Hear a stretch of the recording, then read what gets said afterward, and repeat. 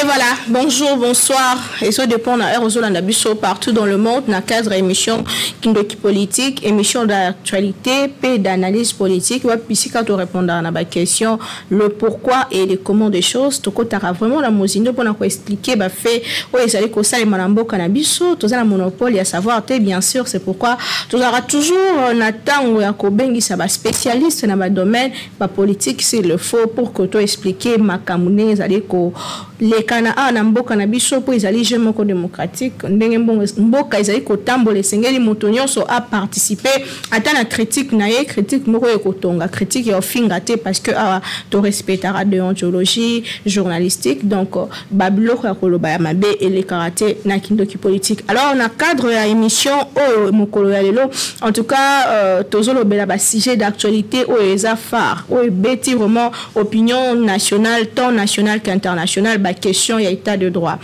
Un tel abimi prison, pourquoi abimaki liberté provisoire, Moussoussou abimi zagracié, Moussoussou abimi pour des raisons batubele bazo maîtriser.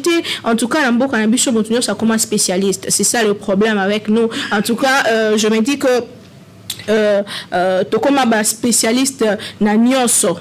Tozoyeba remonter kokota na monzindo ya makambu yango biso to préférer kokene na source pour na luka information kokene vraiment na bato ba yebi makambango ndenge bongo na occasion na to bengeli bino moko ya bayo ba yebi mibeko avocat na baro ya Kinshasa Matete azali bongo maître Sylvestre Kionga boyebi déjà azali moko ya ba habitué à plateau kindoki politique na ye to resola ba question qu'est-ce qui se passe na pareil judiciaire ya mboka na biso liberté provisoire ndenini pour nani ba pesa monto liberté provisoire est-ce que ça politique est-ce que ça négociation est-ce que ça purement judiciaire qu'est-ce qui s'est passé rôle il y a justice na nyonso wana ezani parce que tozong sa nyonso du côté politique et même ba politicien ou ba leki na plateau na biso moto la moto azo limbo la mibeko selon tendance politique na ye o eza bon eza libre opinion la moto kasi to préférer les tozonga la source qu'est-ce qui se passe na mboka na biso botika la wana pour Rolanda émission lelo je vous dis que je vous promets que vous allez vraiment intéressante parce que to kota na mosindo to yeba congolais linga ko yeba mingi te linga ko lobasa ko yeba ezara vraiment malamu te maître Sylvestre Kionga mboti na yo mbote mama naomi to sepeli ko yambo na plateau na biso moko na lelo ngape lokolo na sepeli makasi ngonga nyonso na yakawa na sepelaka mingi po to solo la kana mai matali mboka ona mboka etambola malamu mboka kende liboso to kabola makanisi na biso et ça la ngai sengo mingi. Alors maître Sylvestre Kionga avant to kota na vif du sujet à mokona lelo ba question état de droit nyonso polémique et les cas de part et d'autre to zongi la journée à l'obu ezaki journée mondiale de droits humains de droits de l'homme. Comment est-ce que to ki lelo koloba so qu'il faut kolobela likamba droit de l'homme na RDC nini penza okoye koloba nini est-ce que na droit de l'homme na mboka na biso ezala ka respecter? Bon, droit de l'homme ezali ba droit ebele. Eza ebele o ba ben eza na kati ya concept wana droit de l'homme. Ba droit mususu ezali kotambola mwa malamu. Ba droit mususu ezali kotambola mabe. Mais ko lobake mboka ezoko tosa droit de l'homme ezali, moi je dirais un processus. Atana bamboko ya démocratie à Kala, lokola ba États-Unis, lokola ba Europe, ba droit mingi pe abatezali bafoué. Mais eloko eza mutuya, il faut l'État à prévoir ba structure. Oyo que tango droit ya mutu ezali violé, structure wana et qu'on redresse Toroana. Parce que, par exemple, si vous avez en Amérique, la police américaine est allée connue dans la gâchette facile. Si vous avez motomouindo, vous avez le massas. Bon, vous avez le massas, vous avez 50 balles dans votre moko. Alors, vous avez que place wana, il y a 2 poids 2 mesures. Si vous avez les États-Unis, comment vous avez la prison par rapport à Mindele. Batumwindi batbaleki chômage par rapport à Mindele. Okay. Donc bamboka nyonso il faut tout ça là effort pour na kotombola ba droit de l'homme. Alors namboka na biso pe effort ezali makasi. C'est vrai. Justice ezali wana situation mobimba ya défense à droit de l'homme ezali wana, mais il faut ba effort ezala mingi. Parce que vraiment, le droit est allé bafoué par-ci par-là, dans le domaine qui. Qui ça et bien na batondi na prison makala d'ailleurs baza rappé na situation moko inima so komi kuna et puis mingi baza na bazala ba sambisa maté eza même moko ya ba côté sombre état il y a droit de l'homme na boko na biso parce que mibeko elobi mutu soki bakangiye garde à vue eza 48 heures. Donc dans les 48 heures, on peut faire ça, atteindre le parquet. Si on atteint le parquet, le magistrat peut avoir un délai déterminé. Il faut fixer le dossier dans le tribunal. Moi, on a ça de 3 ans. À Samba, dans le tribunal. Bon, c'est quoi, avec Samba, à la 4e année, va condamner à 6 mois de prison. Infraction à ça, qui va condamner 6 mois de prison. Mais il y a ça, les 4 ans. Voilà. Donc, oui, normalement, la justice peut dédommager. Ah, on n'a pas dédommager. Ah, on va dédommager. Attends, on s'allie 20 ans dans les vides. On constate qu'il fallait aux condamner pour une année. On s'allie 20 ans. Au fait, au moins, dans Bamboga, il y a pas de mettre les États-Unis.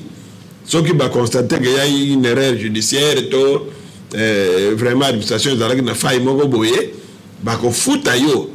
Parce que qu'on soit vie à Moutou, avant d'aller pendant des années, pendant qu'elle a fait une innocenté, tout va condamner la peine à Mouké. Même si fini, on va rattraper un mot de sous-douté. Donc c'est fini. Donc, parti avec son c'est fini. Tous les projets que tu avais au Congo, les sous-douté. Prenons que ça, les 30 ans de prison, 60 ans, 65 ans. Mais est-ce que vous pouvez vous avocat, est-ce que vous aurez temps ou plaider pour na bayo bavanda à peine à la prison, d'être na prison makala situation comme les a vraiment malamouté baza kovanda na situation mais biso bavocat vous savez biso angwana ndeko sambela pour na batu. Mais si quand l'état il faut acha makoki notamment yango moko ba prison ici ka batu bazo kovanda. Et là qui c'était le soki moto za na prison aza na droit Azan a droit à la condition malam. Donc il faut mettre na ba il faut aller à malam. Mais talent de bateau qu'on fait dans la prison. Même à l'intérieur de Hollande, dans une des provinces là, bateau Bakoufi. Directeur de prison a déclaré, Bilo Makolia a sali 3 jours, balam de ba prisonnier. Bon. Maintenant directeur de prison vous en bon moi. Alors, si l'État est incapable de nourrir bateau, ben, libérez les gens. Parce que là, quand l'État, à ce côté, il y a des bateaux qui font un zala. Les bateaux là, il y a des conditions mabé. À ce côté, il y a les droits de l'homme. Alors, l'État des droits, et comme il y a un zémbro, slogan, État des droits, État des droits. Justement. État des droits, il y a un toujours que confusion batu baza kochana mitu baza kokanisa soki bakangi mukonzi état de droit et bandé. Non, ça n'a rien à voir. Ça n'a rien à voir parce que j'ai toujours dit depuis 1960 bakanga kaka bakonzi. Mais non, bazali pas ministre, bakanga été. Bakanga rien. Bakamita bazali bakonzi mine. Mulele bazali ba ministre. Donc kokanga bakonzi ezali innovation te ezali kambo ya sika te parce que batumi bazo kanisa depuis qu'on avait arrêté l'ancien directeur du cabinet président Félix état de droit non mais ba ministre bakanga tout ça état de droit. Tout bien appelé Kambango, population ezali vraiment qu'on se plaindre le fait que état de droit mais là qui biso format kokanga biso fo lo bango format état de droit kokanga batu lelo batunyo sango babimi na bango est-ce que baza ba privilégié est-ce que faut to lobela sous état de droit na pas no bamba ya kinangwa.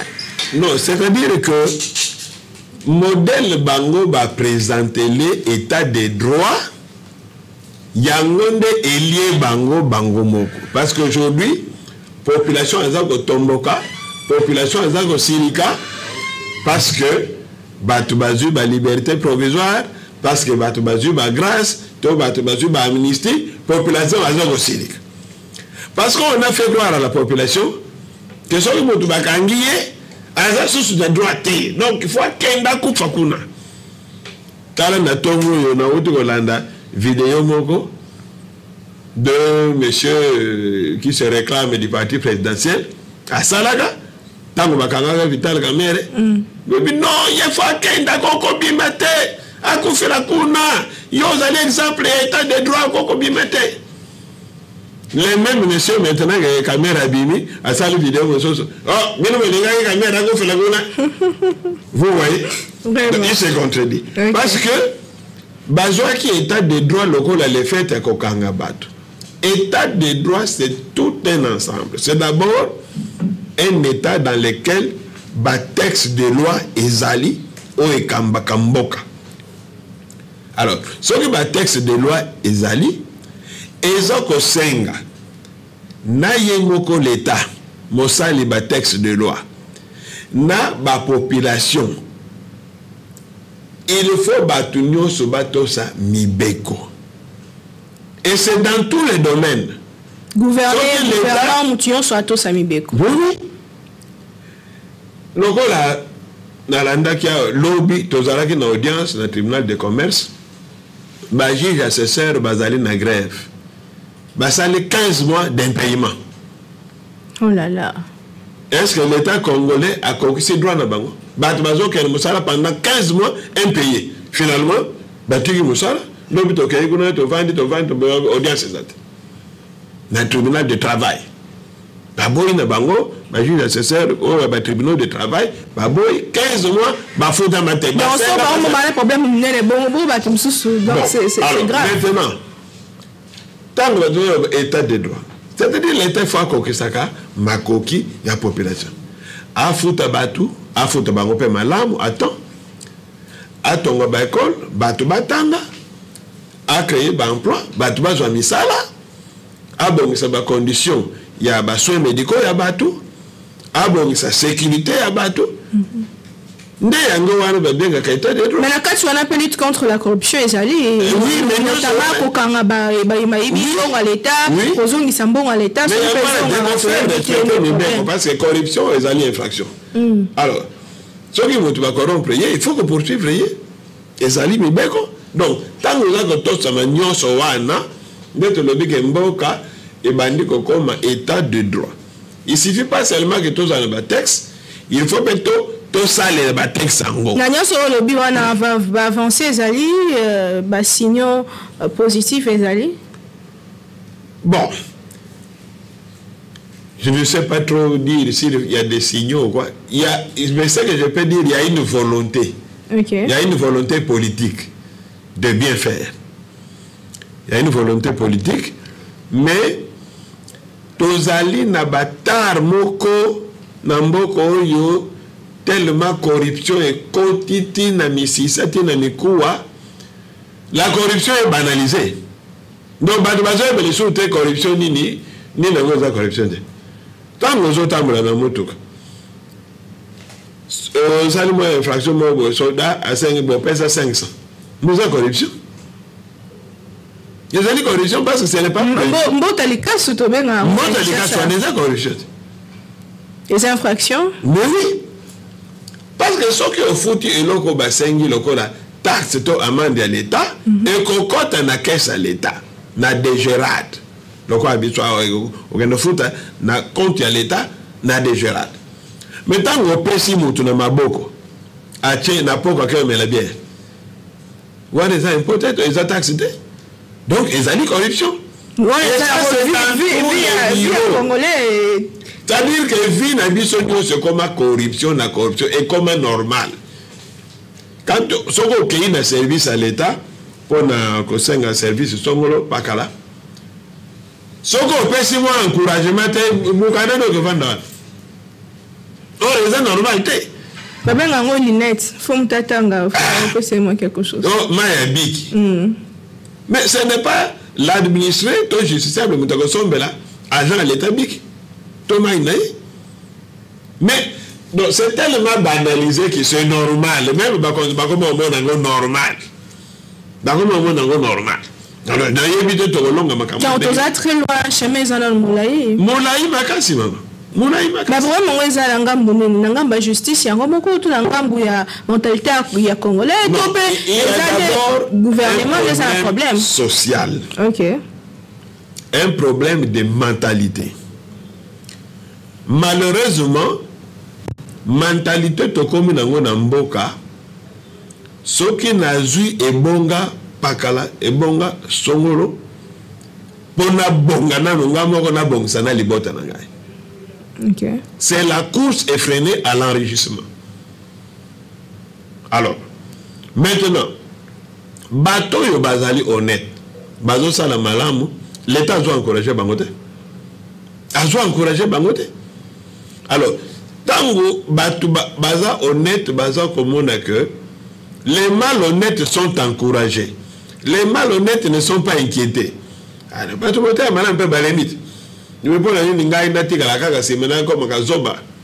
Surtout que, même dans notre population, quand quelqu'un détourne Babetele Maboko, Baza et Lombe, Aza Mobali. Au commun ministre, Tongi Wanda Kouté, c'est qui aux Azoba. Tant Bamoni un cadre, où travaille honnêtement, Azo vivre dans mon salaire Newana, tant qu'on y retraite, tout le monde population comme secret.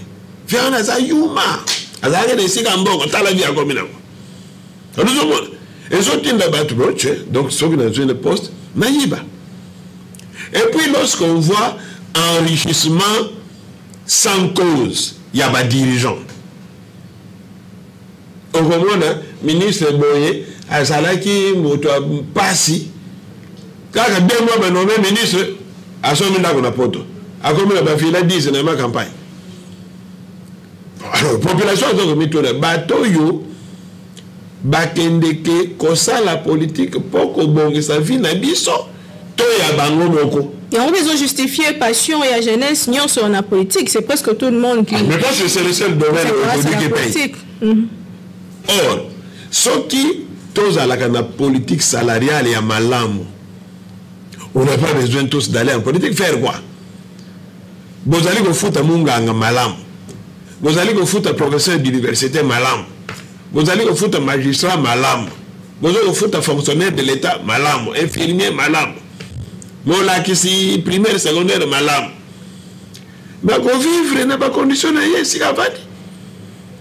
Mais tant que à ce moment là que mais mon niveau est au banda quand tangi sanaye.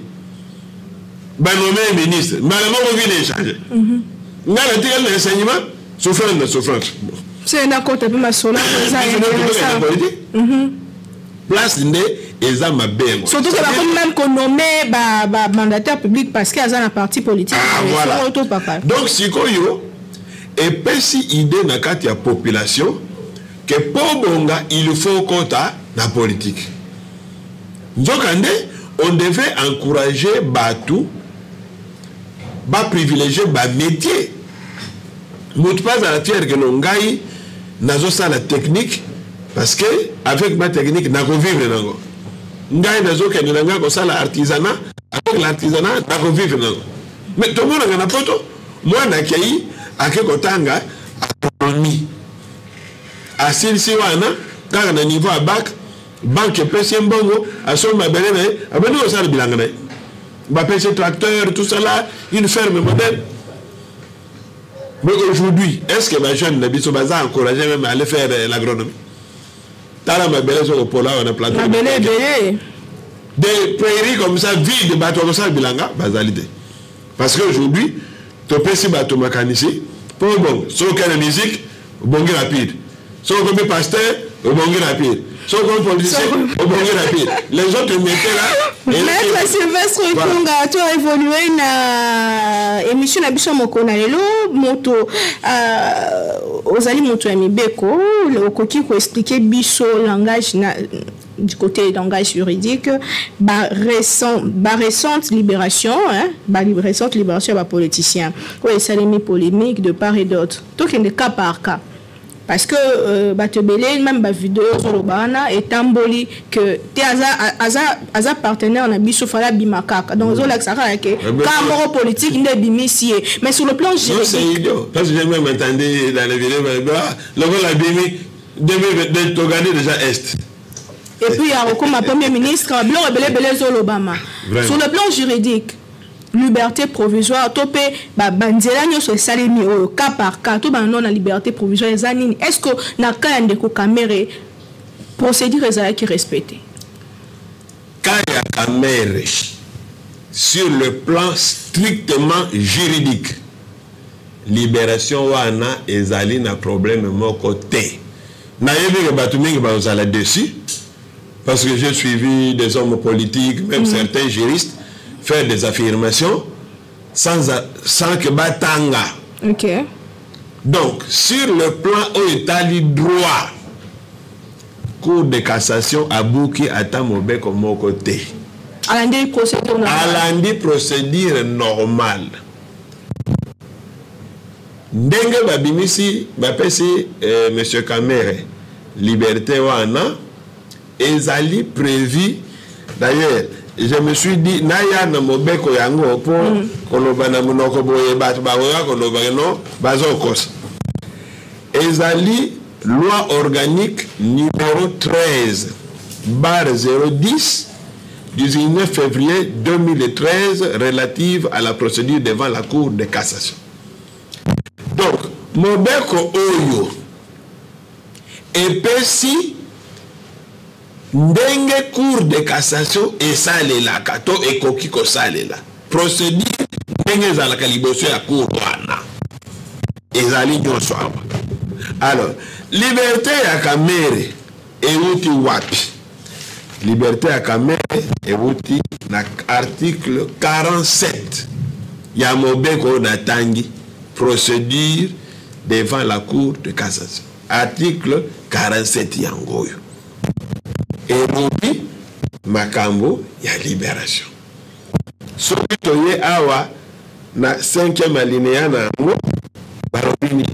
Toutefois, toutefois, les condamnés qui se trouvent en état de détention préventive ou dont l'arrestation a été ordonnée par la juridiction d'appel ou par le ministère public près cette juridiction peut introduire devant la Cour de cassation une requête de mise en liberté ou de mise en liberté provisoire avec ou sans cautionnement. Donc, sur le plan strictement juridique, Vital Kamere a condamné un premier degré 20 ans de prison. A sali appel, Cour d'appel a condamné 13 ans de prison, a diminué à l'ongoli 7 ans. Il y a ce pays na yangote a sali pourvoi en cassation devant la Cour de cassation.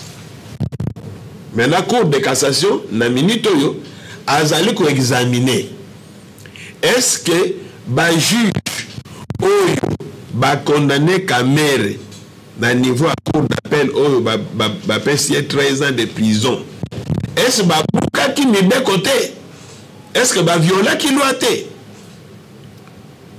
Bon, mais pendant que la Cour a zali ko examiner ce qui arrêté à Cour d'appel et zali régulier to violé mibeko ya mboka, mibeko epesi possibilité na moto bakangi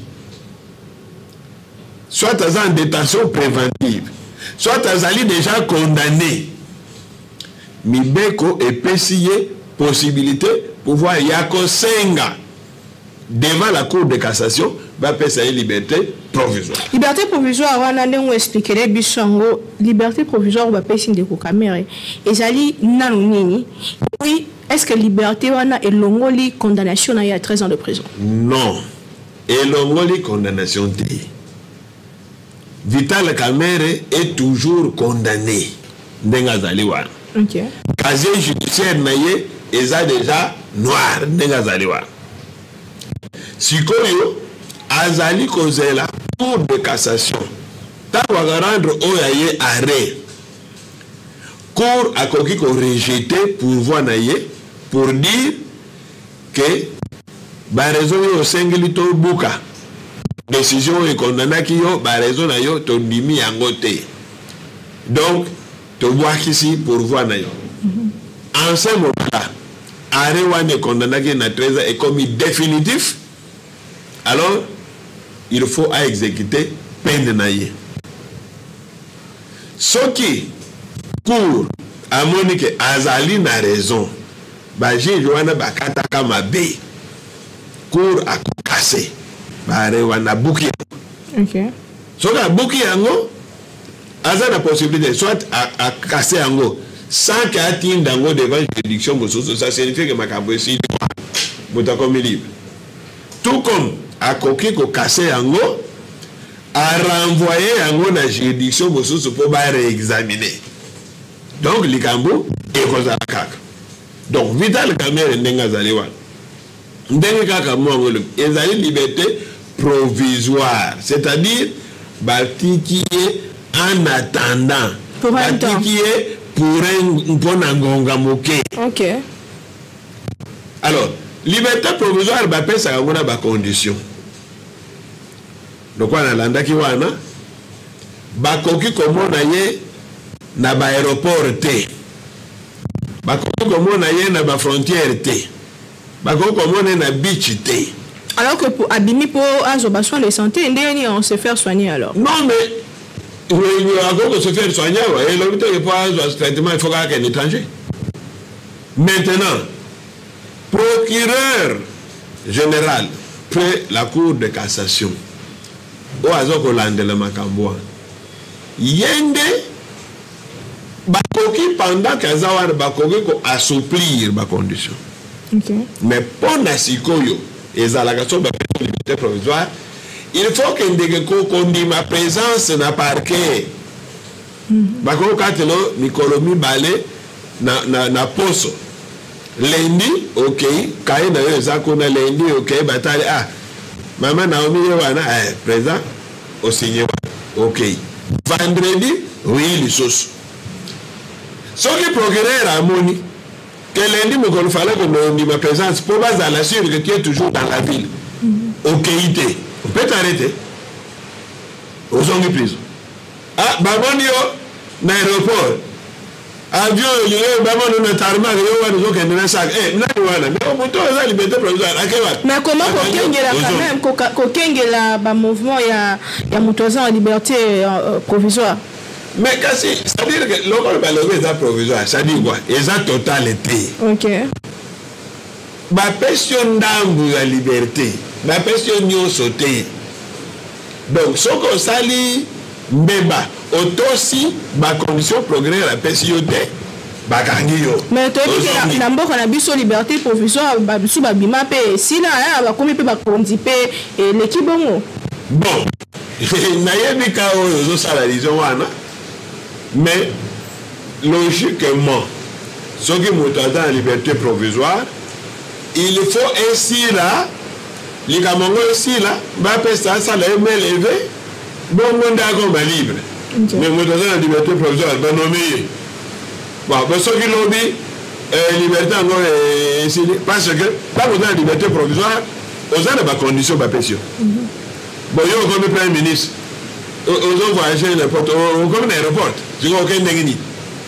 Donc, à moins que, bah, assouplir ma condition, tout bas l'ongolango, et comme la liberté tout court. Mais si c'est toujours une liberté provisoire, bah, on peut prendre ma responsabilité. Parce qu'il y a une interdiction comme dans la frontière. Mais est-ce que population est-ce que justice est là qui a influencé? C'était bon. Le dernier président de la République a déclaré que Kamerhe est un homme sérieux et que Azan a un rôle pour jouer dans le cannabis. Est-ce que Maloba a influencé la justice d'une manière ou d'une autre? Bon. Ndela Lobiawa n'a pas si Mibek. Libération est allée normale. Mais puisque tout ça dans le domaine politique, et que les hommes politiques, ce sont des animaux politiques. makambo na bango ezalaka na hasard te ba calcul. On ne peut pas se voiler la face. Toujours qu'il y a une élection de 2023. Vital Kamerhe, c'est l'un des grands leaders de l'Est. Qu'aucune élection avec un Kamerhe en prison, c'est une erreur politique. Parce que tout le monde va venir au Est.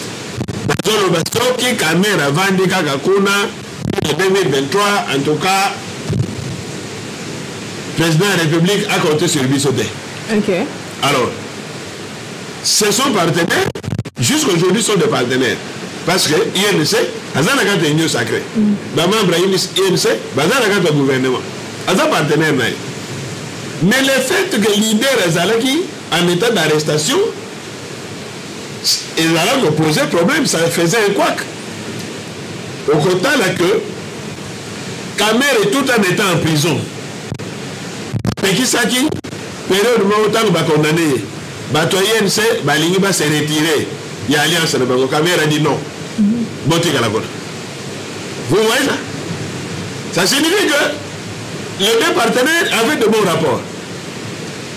Tout récemment, le secrétaire général avait critiqué l'état d'urgence à l'Est. Le président du parti Kamerhe l'a rappelé à l'ordre d'idée. Nous soutenons l'état d'urgence. Ça veut dire que M. Vital Kamerhe et M. Félix Tshisekedi, ils avaient de bons rapports.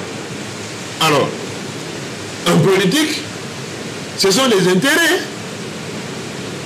Le président de la République, qui veut avoir un deuxième mandat, n'a pas intérêt à avoir un partenaire important, donc le Vital Kamerhe, en prison, et puis ils ont débarqué dans Bukavu, à un meeting, bon voter Ngaï. Avec un Walungu, il y a Vital Kamerhe, bon voter Ngaï.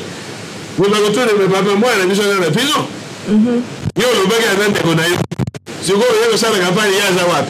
Alors qu'accord, il y a Nairobi, Pesana, nous. Donc, sur le plan politique, le calcul politique est gros aux Alawat. Mais sur le plan strictement juridique, violer loi à mon côté. C'est un droit, il y a que la liberté provisoire, et c'est prévu par la loi. Si on le rapidement, Kaya il y a un cas différent parce que a eu grâce présidentielle, du coup, grâce présidentielle au ministre je ne sais pas par quel miracle Komaki, et après quelques temps, le monsieur disparaît de la nature, histoire ici, les fois à la prison, c'est le ministre, mais à Kei Karabo. Pourquoi nous t'aimons bien qu'on est, nous pouvons expliquer, nous comprendre le dossier.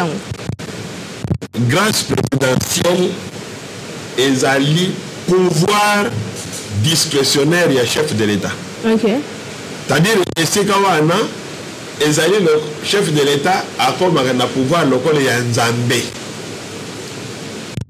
C'est-à-dire président de la République na volonté naïe à koki kopé sa grâce na mutu pe a pimeli yango na mutu mususu. Mutu moko ta ko tourne président pour le nino pesa ki a au pimeli B. Ils allaient pouvoir na discrétionnaire que tant que mutu basi ba condamné yé. Président ko lo ba yé. Abi. Ata baza zomi basengi grâce. Après ce mitano grâce mitano monsieur ça bon naïe. Vous n'avez pas lui demander ah mais pour le nini maman bazaki mi balé basa pe ba infraction ndenge moko otiki monsieur donc constitution des PC pouvoir wana conformément à l'article 87. Alors donc Willy Bakonga na mutumoka tuna genga ah maître mais Willy Akimi te président de la République Moutou Salaki ordonnance naye apesi bato grâce mais c'est quoi dans la pratique ils allaient rendre ce que le président a signé ordonnance à grâce présidentielle ministre de la justice a causé un arrêté pour la grâce en exécution. Ok. Ministre de la justice. Alors, ministre de la justice, Bakonsungaye, na ba procureur généraux, to ba procureur de la République, bango bato bayebi baka, ya bato baza na prison, o ezali kokota na ba critère au président Achaki na ndenge ministre Achango en musique. Alors problème ya Willy Bakonga ni Willy Bakonga est en prison kombo na ye ezali na liste ya bato oyo il faut ba gracier pe abimi. Après ministre azo lokola ko sotuka ah non bolo ngaye azonga non et quoi ça a maté ezali anormal. OK Pour nani ministre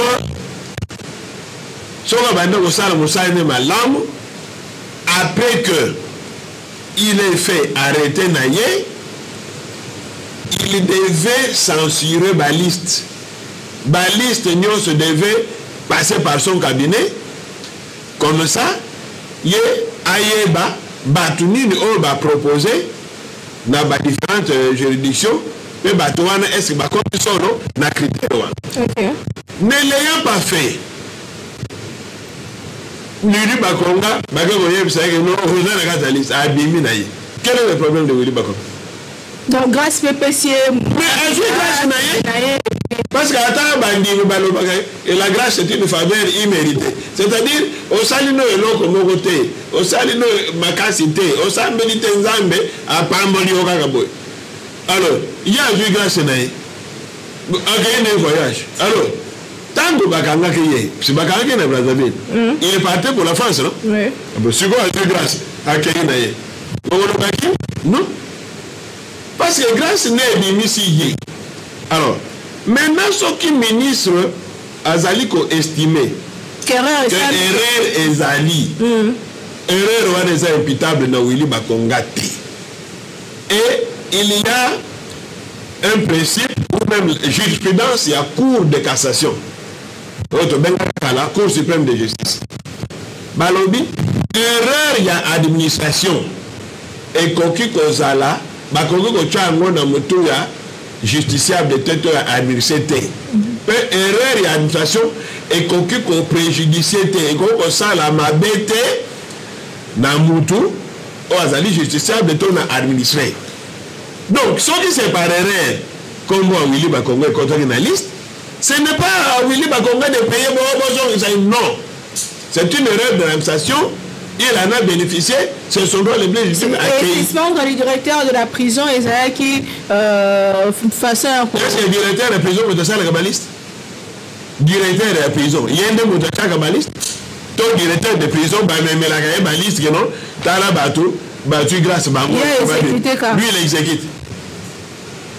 Les procureurs généraux vont sanctionner Bangote. Vous allez sanctionner le directeur de prison et ça n'a pas de sens.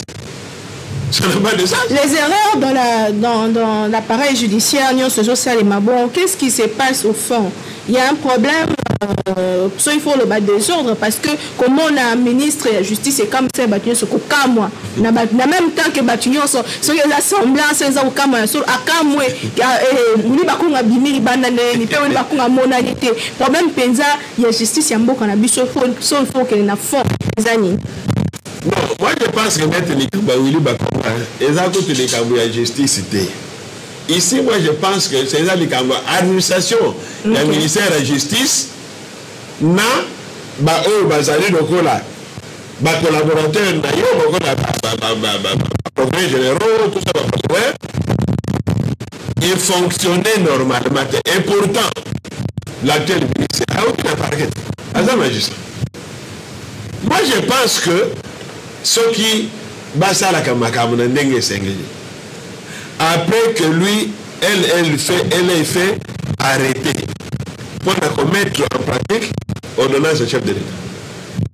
Tant que va procureur va préparer ma liste. Maintenant, ce que moi je pense que le ministre va aller à la séance de travail avec tous les procureurs généraux. Bon, il y a un ressort, bon, dénombré Batuboni. Là, c'est la liste total. Il y a un ressort, Batuboni. Il y a un ressort, Batuboni. C'est un gros vous vous mettez d'accord et tout, bon, ok. Allez. Botin de la prison, Batoubabi. Bon, yo, mi pesi,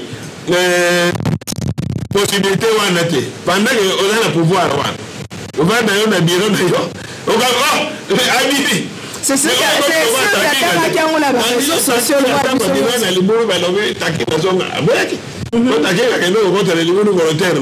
Le bina andi mimba kunanga na bokilo e bango basa libulu boke ba o se ke zo me libanda e bino tire to timula bongo zo ngari suta kinga dino pour moi je rentre une fois bongo la divise. Donc Willy Bakonga a été gracié par le chef de l'État. On ne peut pas lui en vouloir. Ils ont pouvoir le président. Ils ont pouvoir discrétionnaire, donc ça ne se discute pas. À quoi on tourne à Tamou tout est. Willy Bakonga a eu grâce présidentielle, mais grâce, ils ont effacé condamnation na yoté. Donc, na casier judiciaire na yo, et vous allez toujours marquer vino mobimba que vous allez condamné. Alors, ce qui n'a bambou là où il a dit, au commettre une infraction mosusu, tenant compte il y a condamnation de Akala, bakoki ko considéré comme la récidiviste. Et ça est différent de l'amnistie. Amnistie, ce que PCO a amnistié, donc, casier judiciaire, que ça a polélé, et là, que ça a été le salaire de Cambote. Et ça est différent de l'acquittement. Ce qui va poursuivre, tribunal Toko est acquitté, c'est qu'Abimi Pembe, c'est que Makamwani y a ça la côté. Mais na Kaya Willy Bakonga, grâce à Wana, et l'ongoli condamnation a été. À côté Kala, ti Soukaya Vinaye, un condamné. Est-ce que vous avez poursuivi pour un détournement à deniers publics parce que tu as dit qu'il y a côté boloko pour un côté alors que normalement il fallait l'andama pour na détournement. Oui, on a dossier moussous. Ce qui est dossier on a fongoli angoye que ayebi makamunakate bakoki ko poursuivre tout en étant na grâce présidentielle. Oui, grâce la paix c'est pour une infraction oyo ba condamné qui est à 3 ans. Il y a une grâce. Donc, la personne grâce, elle a accepté que ce qu'on salarié de Kambousou va poursuivre la société. Non. Très bien. Tout ce qui s'est émission à Bissau Mokonalelo, on a divorce FCC Cash une année après. Quels sont les résultats sur terrain selon vous? Bon. Résultat pour Nanga et Malonga et Zanangote. Parce que tant que divorce est Salamaka.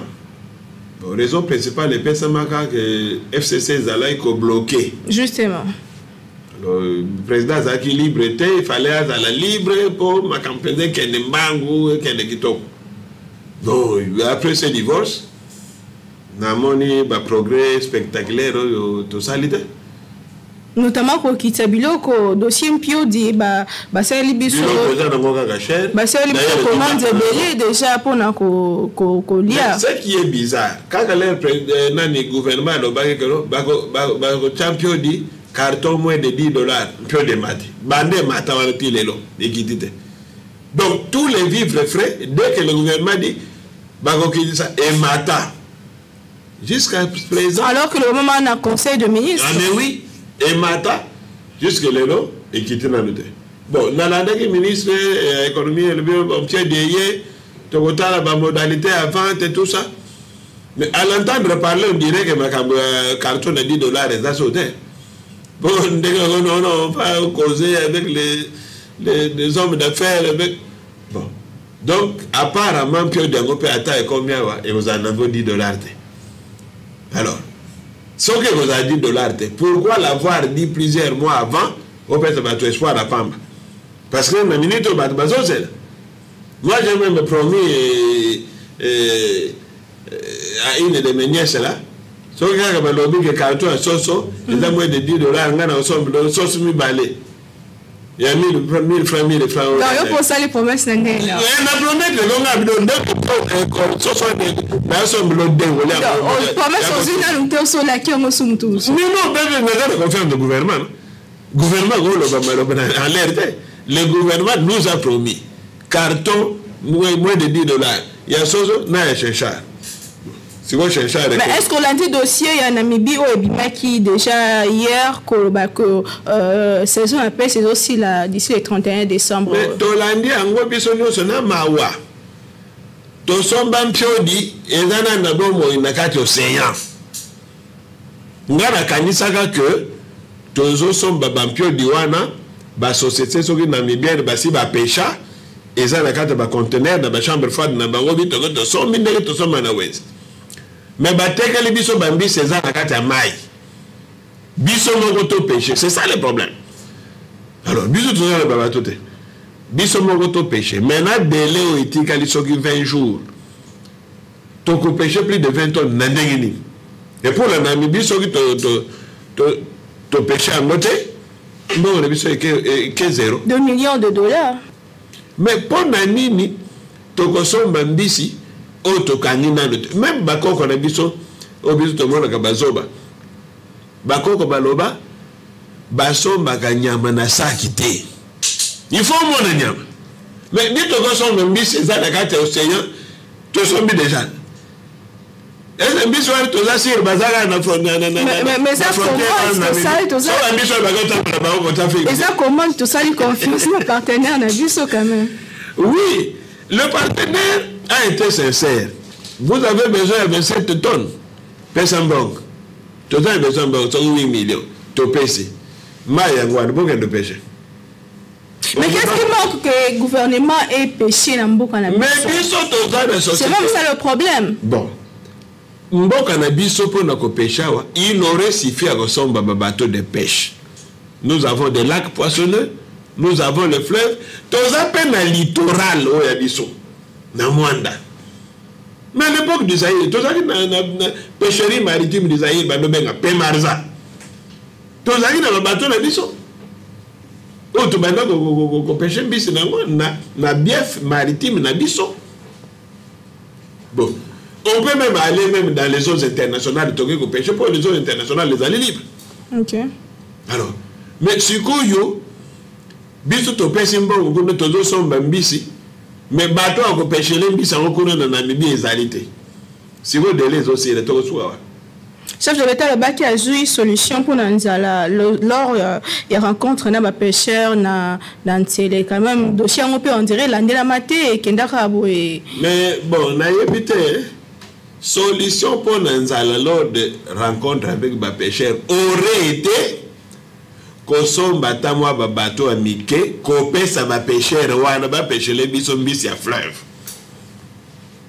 mais to mona ba inongre mwanda ko mona ki ko de ko na ndako ba pêcheur mais to ko pesa 8 millions na Namibie c'est ko to songi ba pêcheur ki ko na nini. C'est vraiment triste, émission ici, en tout cas, Bolandi Bisso partout dans le monde, maître Sylvestre Kyongambo, merci Ming, la présence nayo, Lilobasu Kanao par rapport à l'émission Nabicha Mokona les années. En tout cas, na sepeli mingi pour l'émission Alelo. Donc, pour Nao Itali, Ndenge, Batubazolo, Baloba Makambo, Itali droit. Pendant les cambo à droit, Badouba Micham associé à Mitemate, grâce présidentielle, ils allaient pouvoir le chef de l'État à copier sa mon amotia à Lingui. Constitution des PC pouvoir en article. Opposition, c'est pelato, c'est pelaté. Oh, c'est pelaté, il y a copié sa mon à Lingui. On dit qu'il a le droit de refuser à qui il le veut. Donc, quand quelqu'un s'en va,